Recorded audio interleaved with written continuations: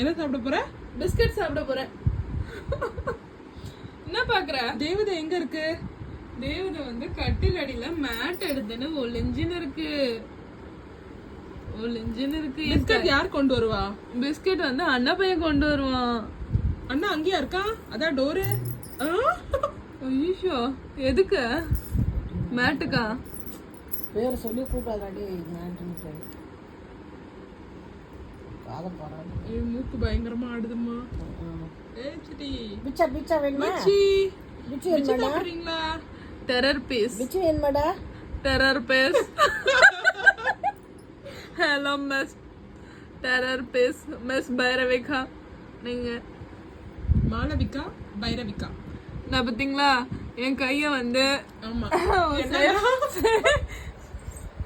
சேஃப்டியான போர்வை எடுத்து பைரவி வந்து பொத்தல் போட்டுருவா. ஆமா. அதனால